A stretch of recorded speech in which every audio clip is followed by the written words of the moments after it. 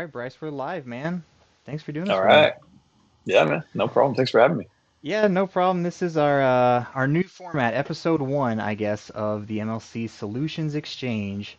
Solutions Days. I wanted to do something here where, I could get together on a regular schedule with, other experts and folks here at MLC, folks maybe at DS in the industry, who work with different engineering tech stacks and kind of the changing solutions that are around, SolidWorks and engineering in general. Um, yeah, and have a place where we could just chat about them. I mean, obviously, I come from a SolidWorks background, and I don't know, maybe that's the same for you, or are you just getting into SolidWorks? Yeah. I started working with it a little bit back in college. It's funny because SolidWorks kind of actually drove me down the path of mechanical engineering. I was originally doing a different type of thing. I was messing around with graphic design and all that, and then took a couple of classes where I used SolidWorks and really enjoyed it. Just even learning the basics of it, and What then it year was just all that? kind of went down. Oh man, that was maybe 2015 or so, Okay, yeah, cool. something like Over that. over a decade ago. Yeah. Yeah, I got into it. I went, yeah, University of Texas. The first class there, we had solids. Really, they show you a drafting board to make you Oh respect a yeah. little bit. And The then 2D side. yeah, and then you have Yeah. access to a big computer lab. But the first class I was in that was kind of intro design stuff used SolidWorks, and that was like it's 2005 or 2006 Oh or wow. Yeah. 2005. Yeah, when I started using it, but I didn't expect it to become such a large part of my life. Yeah. It's funny to kind of circle back to it after all this time. Yeah, But totally. like the first big project I remember it, I built out like a motorcycle. And if I was to go look at it now, it's probably horrendous. Like blocky, just like a cylinder for the handlebars, like squared off. But I was so proud. Yeah, for sure. I think the first thing I did was a fuel pump from the truck Nice. I was driving around. It's kind of we had a scanner there Yeah. and a printer, but I'm sure it's the same thing because when I started using SolidWorks, you know, professionally, I look back now and I'm like, oh man, some of the projects I did, not maybe that they were like so bad if I go back and look at them, but how much time they, they took me. Oh yeah. Yeah. The efficiency thing is huge for sure. Yeah, and just that, SolidWorks was pretty easy to learn, and the CAD course that I had in college, it was slow enough. We had a whole semester. We were thinking a lot about the design and Same. engineering. We weren't just thinking about the software. Um, Yeah. and there's like 10 different ways to make stuff in SolidWorks. So I think you find different ways, and then later, I came to realize like, oh, there is, I guess, a best practice, or at least an order of operations that the designers of SolidWorks had in mind when they put it together. Yeah. Yeah, the design intent piece is just what you can't really teach that. You kind of just have to learn it over time. You can teach the beginnings of it, but gotta learn the hard way. Yeah. When's the first time you took like a official SolidWorks training course? That was probably same for me back in school. Was let's see, what year was that? It probably would have been like 2018 or so when we actually went through and did same as you, like a full year, and by the end of it, we did our CSWA. Oh, that's cool. That's Yeah, cool. I didn't know about the certification program at all until I came over to MLC. And I feel like when I came to MLC, that's like the first time I really took a dedicated course for SolidWorks. I mean, yeah, the Essentials course is a 4-day course, so it crams a semester into 4 days. It's a 500 yep, page handbook that goes with it. And although it, talks about tolerancing and engineering decisions and, how things come out of a mold and whatnot, really it's focused on the software. Like, how do you yeah. get good at the software? And I took a Roland Robles class up in the Dallas office. That Nice. was my first legit class, and I was kind of blown away, at that point. Right after that, I took Marcus Brown's simulation course. Oh, two great teachers. Yeah, Yeah, back to back, I was like, man, these 7 days, I've put more knowledge in my head over these tools, despite having used them yeah, professionally now for like years. It was crazy. yeah. That's the amazing part about it. I think because even for me, I took the CSWA in school and I had the basics down pretty well. but then I had to take it again when I came to MLC, and your class was actually the first one that I took. Really? And yeah, it was just yeah, it was the same thing. So like I learned so much through those 4 days, even though I already had been using it for a while and learned it. So Dude, that was funny. that's so awesome. You know what? For people who are listening, I'm gonna show my screen here in a second because I mean, the MLC class was probably huge for both of us, and you're about to start teaching the CAD ones. Have you taught one before? Yeah, I've done two of the essentials classes. Got another one coming up next Yeah. week. So Sweet. yeah, I still get to teach them. I got one coming up in 2 weeks, but now I'm on to like other things. We were talking before this about how I felt like I can go through that essentials manual without the manual. Um, yeah, it's but I crazy. tell you what gave me the leg up, I think, was taking that class and then applying it to the exam. Let me Yeah, switch over.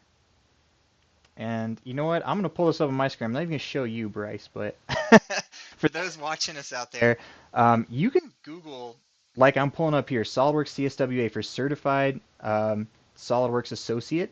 The next level is Certified SolidWorks Professional. The top level is Certified SolidWorks Expert. And these exams, you just download a client. As long as you got SolidWorks on your computer and you got the internet, you just download a client and run them. And they have these cool sample exams that you can click and download. And that's going to give you like a PDF example of how to run the exam, what kind of things you'll need to model up on them. And for me, like applying it to this, I feel like that's what got me good. Like going through the yeah, essentials class, but then within 2 weeks, I was taking the CSWP, and nice. that gave me this huge leg up. Yeah. Those are really good to reinforce like kind of everything comprehensively because the way the book works is you're like structuring each topic and then have a little exercise over each topic. But that exam is pretty good at covering all of it at once. Yeah, I had heard about it before because you get a license number from Dassault Systems, so you can make yourself look good on LinkedIn. And Oh yeah, for folks that are in the know, like CAD admins out there, engineering managers who are in the know, they can go to the virtual tester website, and you can look in the database and look people up, and you can see, oh, it's Brice awesome. has his CSWP, and he lives in Dallas, and he got it on this date, and you can hunt his LinkedIn and see if he wants to work at the company. So I had heard about it for that, but once I started going through the program, I was like, man, these tests are what made me super slick at it. They're timed, right? So I don't Oh know if yeah. if you do this in Oh, your the pressure classes. is The yeah. pressure's on. I always show folks how to use global variables in essentials Oh yeah, yeah, because like for in sure. these tests, it's always like, all right, model this part, and the clock's ticking. You're sweating, you're modeling it up, and then question two is just going to be like, hey, dimensions A, B, C, and D have these new values. And it's like, oh, if you know Yeah, how to use global variables, bam. Question two, 5 seconds, done. yeah. Saves you a ton of time. And I like the examples they use for those exams too, because they're pretty straightforward. Like for where those actual dimensions are, it's not confusing. It's just simple variables, but it really like nails home how useful they are. Yeah, yeah, Change the for whole sure. model with just a couple of clicks. I think people can get confused on equations too. You learn them on your own, and you can set one dimension equal to another, and equal to another, equal to another, and you kind of like circle around and stuff. But if you start with the global variable mindset, you always keep track, Hmm. and I feel like that's the best way to crack into those. Yeah. Yeah, And I should mention too. Of course, I didn't have to pay to take these exams, and pretty much same. all of our customers don't have to either. If you're at a company that has subscription of SolidWorks, you get several free exam codes a year. It used to be two, I think it's like four now. We have an Nice. article Yeah, on our website that shows you how to get the codes. So it's like you might as sweet. well might as well give them a shot if you got SolidWorks. Your boss is gonna like that you're putting in the extra Oh efforts and yeah. whatnot. And if you Challenge fail them, yourself. It's fun. totally. If you fail them, you just wait a little bit and you can take them again. Yeah, Yeah. definitely Did worth you it. ever do? I was thinking of the next thing. Half of the essentials class, SolidWorks essentials class, is I think of it as just part modeling. Like get good at CAD modeling, and then it kind of switches gears, and it's like, okay, let's get into maybe some more automated stuff. Like obviously we got to do drawings and assemblies, but those things like equations, configurations, design changes. Um, but I like to focus any extra time, in at least the classes I teach, on CAD modeling portion. And so if I have some guys who come in, maybe they've been using SOLIDWORKS for 10 years, they come in, they take the essentials class, a lot of them will breeze through the first couple lessons and then they'll go, "Oh my God, I didn't know about that." Like I didn't know Hmm. you could just hit the I G love when that key. happens. Yeah. So they get those nuggets. So then I try to throw some harder CAD modeling stuff at them. And I usually pull up Model Mania. You know about that Oh one? yeah. Yeah, I've gone through like almost all those at this point. Those are Dude, great. that's awesome. I uh I went to the SolidWorks, well, it's not called SolidWorks World. I went to the 3D Experience World conference this last year, and they have the Model Mania competition there. Tell you what, this time I will Oh share yeah, I've my. watched some videos of that. Pretty Yeah, impressive how fast some of those guys are. totally, man. Let me see if I can find. There's a nice blog post on this too. It's Yeah, I on brought just up in one of the. my classes, brought up one of those and people were watching it like blown away. Yeah, yeah. Actually, they have many blog posts on it. But yeah, it's for those guys out there listening right now while you're CAD modeling, if you've never checked out Model Mania, it's been going on since the year 2000. It's a speed modeling competition at the annual conference. And so it's very cool part challenges. But the neat thing is if you go look for them online, you'll find the SOLIDWORKS blog post, and it has a YouTube solution video for every one of those parts. So you can see how in the world could somebody draw this thing up in 7 minutes, and then make a design change to it and all that. What I love about those videos is they use all of the tricks in SolidWorks for speed, Yeah. which, when I teach the class, I'm always harping on uh, don't do that. I'm like, be as predictable as you can be, make your sketches as simple as you can be, so Easy when you for somebody else to understand. Yeah. 100%. And then you watch Model Mania and they're like, one sketch, pull everything out, dimension input, like, but you can learn all the hotshot tricks that way for sure. Yeah. I do that whenever we go through the idler arm example. Like I show Oh them the yeah, proper way to do it, and then I show them how you can do it all with like two sketches basically and just use the selected contours. Oh yeah, the selected contours one. Yeah, yeah, that comes Yeah. later on. Yeah. You Hmm. Since I know you got one next week, I got one the week after. You got any favorites just from the essentials content? Idler arm is probably like number one favorite. Uh, just because Let me it's pull. like the first one that's Here, I'll really I'll pull up your screen here. okay. Yeah, Yeah. Okay. Cool. I see your idler arm on there.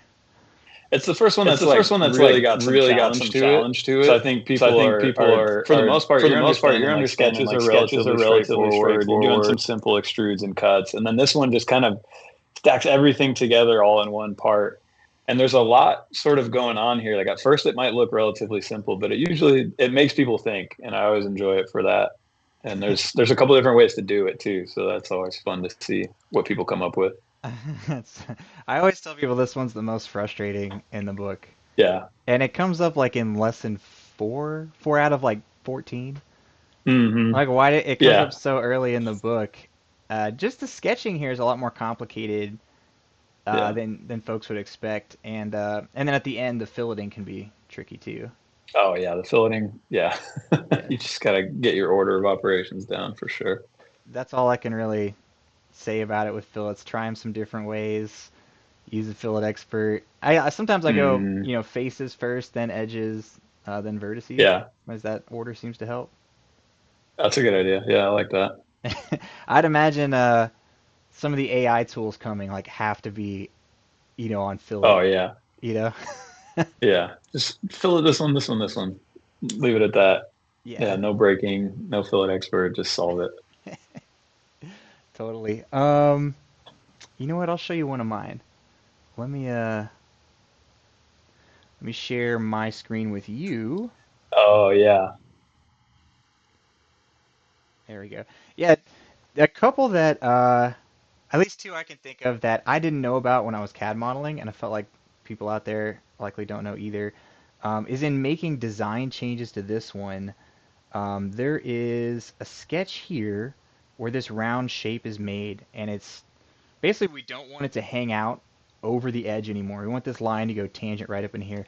But I've got a fully defined sketch, so of course if I go, well, the design says that this line and this arc should be tangent, everything's going to go red and yellow, And what you can kind of see is down where it says overdefined. I know I'm a little off screen, but near where it says overdefined, the bottom, you can click on that red word overdefined, and it opens up this sketch expert. And I never knew this thing existed. Same.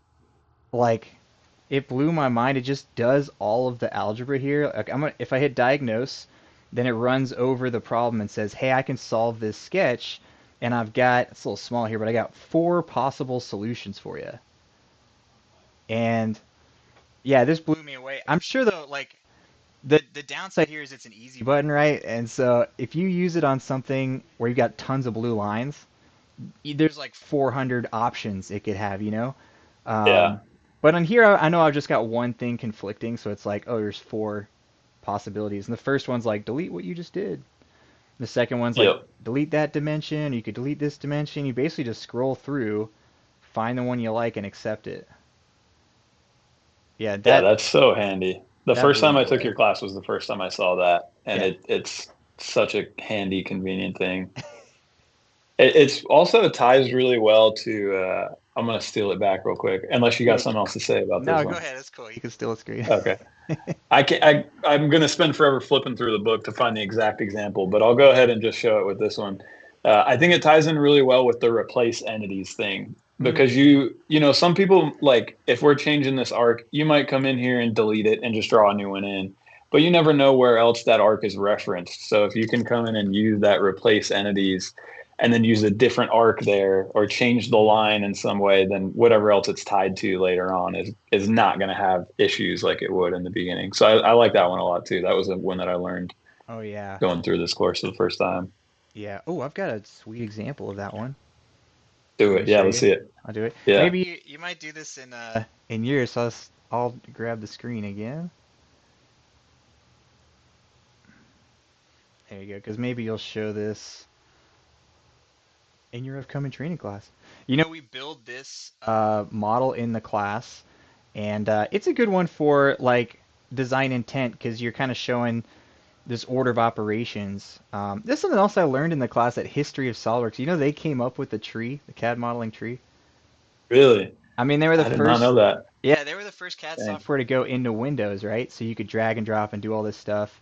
And Uh, before that, it was a lot of command line stuff. And they did a Model Mania competition, and they were like, let's see who's the best cat who can CAD model the fastest and then make a change.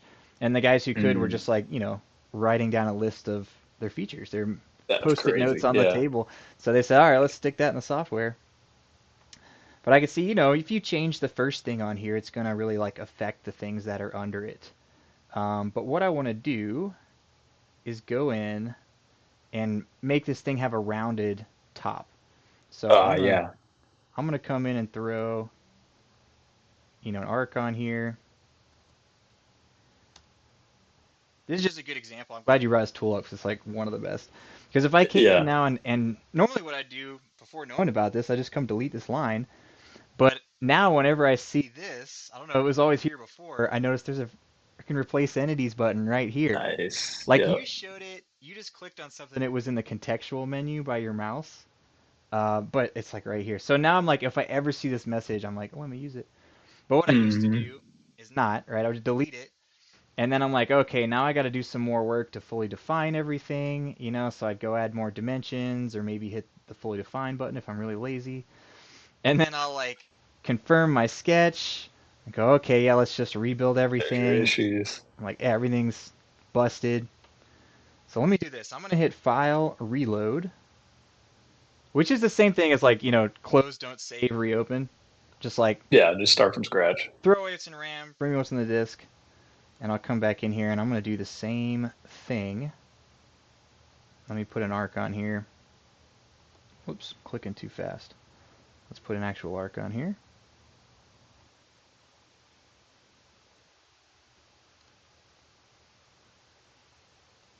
I'll do the same dimension on there. And this time when I hit my delete, I'll go, no, let me use replace entity, and I'll say replace that line with this thing. So whatever was attached to the line, pretty much attach it now to the arc. And if I leave my line around as construction geometry, like centerline geometry, then it'll also stay fully defined. Yeah, I love that. You don't delete it, and then it's like magic. Actually, it's not magic. What broke? Oh, I still broke a cut extrude? Oh man. Well, it's close to magic. I'll have to go in and fix my cut extrude. It gave me that one Still easy message enough. too. Still easier, still less. Saves you a ton of time. Yeah. Yeah, man. I really was kind of blown away when I saw that one for the first time. I thought, "Oh my God, how much time have I spent not knowing about, replacing me? Yeah. It's crazy." I try to tell people it's sort of like coding where you're using variables, that line, that original line has a variable name. And when you delete it, then all of a sudden the equations later on don't know that variable's gone. So just have to replace it with something else. Yeah, coding's a great way to explain it, because you're building the design intent, that order of operations, and you can break Yeah. everything by changing the first line of code. Yeah. It's funny how that works. But yeah, it's cool. It's a handy one. Yeah, man. Yeah, these training classes blew me away to take, I guess, the live instructor led. And at the time, we weren't doing online training, and now we must do as much or more online training than in-person classes. Yeah. Yeah. How much of that changed after COVID, would you say? I think that was the main driver. We had Yeah. offered some before, but yeah, COVID, everything went online. Now I think these right now I think there's a shift back where there's Yeah. yeah, there's just more value in getting face to face. The moment people like on site, stuff at the Yeah. moment. So it's shifting back. I know your class is in person. Mine coming up is online. Yeah. Yeah. I think there's something to be said for like what do you prefer from your instructor standpoint between the two of them? Well, I prefer in person. Yeah, At the end of every class, I prefer it in person. I always go like, man, we did so much more. I like, I've basically made a bunch of you can friends, connect with people more. connect with Yeah. people. But before the class starts, a lot of times I'm like, oh, online is so nice because, I don't have to wear pants. You know, Oh, that's crazy. they're easier to set up. Yeah, I'm gonna have your students call you out one of these days. Like, hey, Phil, what's that across the room? Go get up and go get it. Yeah. Yeah, No, it's fun for that. And I think there's a weird thing of like accountability too when you're there in person. Like you're there with a group of people and everybody's working towards the same thing. So like you kind of have this like, all right, well, I got to get this done and kind yeah, of maybe help the people around me even and all that. It's pretty handy. 100%. I believe in that too. And we're both in offices. You're in the Dallas office. I'm in Austin, Texas. We both have like incredible training facilities here. Um, Yeah. So it is nice when they're here, but I actually maybe just haven't worked here a little longer. Like I do more custom trainings now, Mm. and a lot of those are on site, and they're kind of consulting jobs. A lot of times where um, a company will have a project to do, and I'll talk to them and go, all right, you kind of need skills from these three courses, but your main objective is you want to get the project done. I do a lot of simulation work and too, and or just sheet metal projects sometimes, or just welded Yeah. stairs not too long ago. And it's like, all right, let's just cover the material, and at the end of the class, let's do the project together. So you have it done, but then going forward, you can do the next one. So Yeah. I think I do a lot of those, and we used to a lot of those take some niche um, course material, and we used to kind of hold public classes for everything. Now we don't do it as much for something that's like a little more niche, like a high-end sim. I feel like it's almost always custom, um, Mm. and partially leveraged with like Solid Professor, because we get everybody Oh, I access to love that. Solid So Professor. Yeah. yeah, we can run folks up a little bit there, and then go, okay, you got a good foundation. Now we'll come in and do something together. Yeah, that's really cool. I think it's nice too whenever you have like you're obviously coming from the expertise of simulation and SolidWorks, but you may not know every single industry. So it's cool to like come together with some experts in whatever the industry is and kind of see what you guys can come up together Oh yeah, 100%. using the brains together. It's the most interesting thing I do is like that. I think custom training type stuff because I just get to learn so much about what these guys are making and what this industry is. It's always different.